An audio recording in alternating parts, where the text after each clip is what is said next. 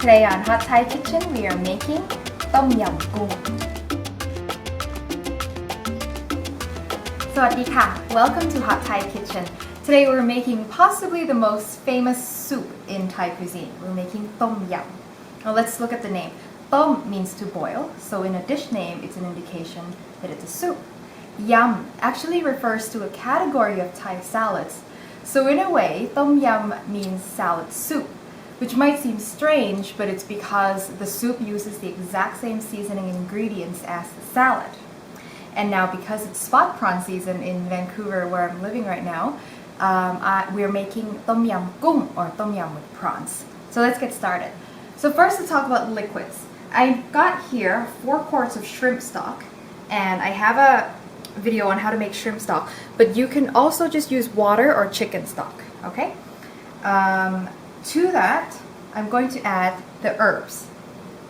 I'm going to add what I call the trinity, the Tom Yum trinity. First, we're using lemongrass. Lemongrass sometimes comes trimmed and everything, but sometimes it comes all like this. So how you prep it is you first cut off the top dry bits, and then you cut off the bottom. And then there's usually a loose, dry layer that you're also going to remove. So this is where the flavor is. This is where the flavor is concentrated. And you're going to smash it first with the back of your knife.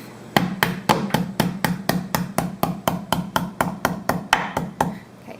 Now this releases the flavors, break the cells of the plants and releases the flavors into the soup more easily. And then we're going to just cut it into chunks. That goes into the soup.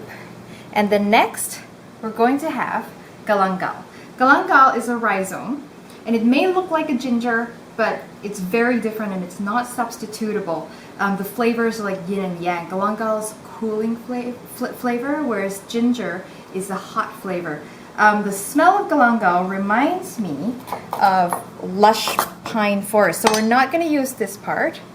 We're going to use 7 to 8 thin rounds of this part. It's small, so I'm just adding some extra. In that goes. Actually, that looks kind of small. Usually I add 7 to 8 of about this size, so I'm going to add a couple more. And then finally, we have our kaffir lime leaves. Now, kaffir lime leaves look just like this. These have actually been frozen. That's how I store them. So when you buy them, there's usually more than you can use. Just keep them in the freezer in a Ziploc bag. They'll last you forever. So just 5 to 6 leaves. And you're just going to bruise them by tearing them. And by doing this, you bruise them and it helps them release their flavors into the soup. And then, lastly, our spice, some Thai chilies. Now, I'm not going to finely chop this, but I will just kind of bruise it a little bit, just crush it. And these have also been frozen. That's how I keep my Thai chilies. Maybe cut it in 2 pieces and add that in there.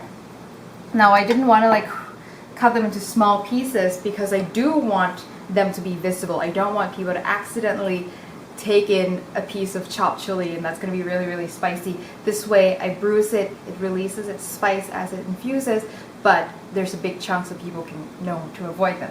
So I'm going to let this come to a boil and then let it simmer. It doesn't take a very long time. A few minutes after it's come into a boil will do. You'll be able to smell it really well. And meanwhile, let's prep our other ingredients.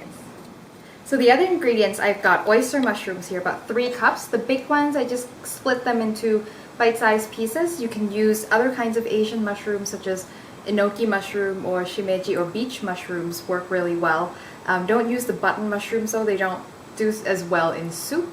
So we've got that. And next are prawns or shrimp. So I've got spot prawns here. They came in alive and they're dead now. So what I did to prep them is I tear off the head. And the head I saved for making shrimp stock, which I already did.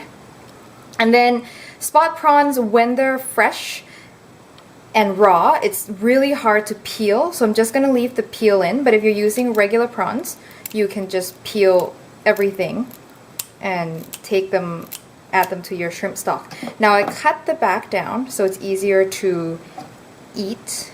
And then I'm going to use a paring knife and then butterfly it, open it up a little bit more, check to see if there's any veins. This one doesn't have any veins. And that'll make it cook faster. It'll also be easier for people to peel when they go to eat it. Okay, so I've got about 8 of them right here. You can use more if you want.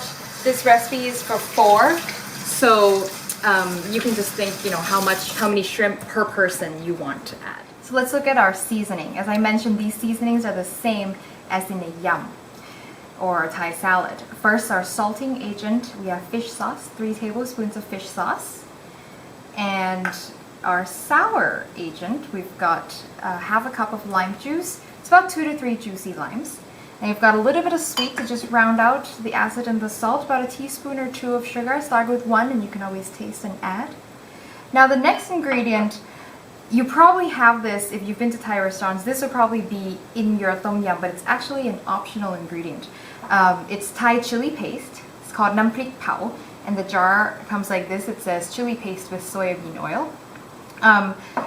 It's a relatively new thing. The old rustic style of tom yum does not contain shrimp paste, but if you're going to add it, only add it if you're making tom yum with shrimp, because this is made from shrimp and it'll have a shrimpy flavor. It'll add shrimpy flavor to everything that you make.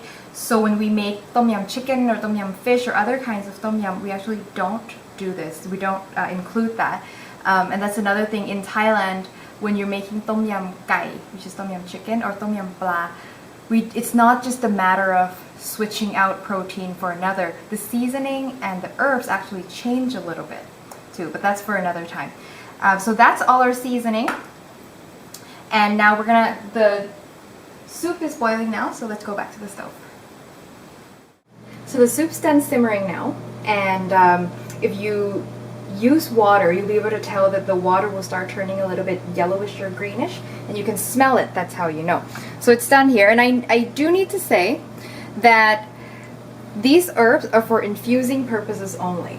Okay, they're really tough and chewy, and they're not meant to be eaten. Thai people usually leave them in for garnish, and it makes it look pretty. But if you're serving it to a non-Thai, make sure you either tell them that, you know, these do not eat these herbs, or you can remove them at this stage where it's done infusing. Just use a slotted spoon and just take them out. Okay. Okay, so we're going in first with the oyster mushrooms, and then we're gonna let it kind of come back to a boil. So after it's come back to a boil, then you're gonna go in with your shrimp, and now you're just gonna stir to split them apart a little bit. And then after about 15-30 seconds, let it come back to a boil a little bit. I'm going to turn it off. And the reason why I'm going to turn it off is because this is really hot, and we've already butterflied our shrimp. So if I cook it all the way, I'm actually going to overcook it with the residual heat that's still in the pot. If I let the shrimp sit in this hot water, in about a minute or so, it's just going to be perfectly cooked, and we're not going to risk overcooking it. Okay, so now that that's done, we're going to go in with our seasoning, lime. And once you've added the lime, you don't want to cook it, because if you cook lime, it actually kind of ruins the flavor. The fish sauce.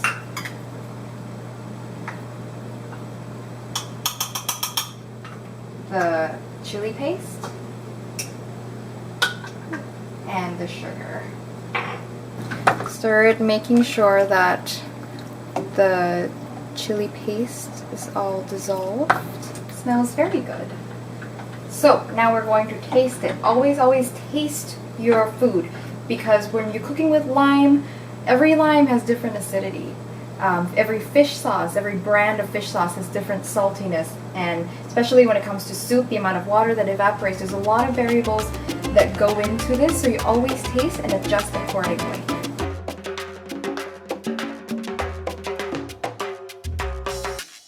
So what you're looking for, the lead flavor should be sour, and the salt and the sweet is followed by the salt, and the sweet is just kind of there to round off everything, and the spiciness should be obvious. So this is not a kind of dish where it's mild, so the chili needs to play a leading role, one should say. All right, let's go and plate it up.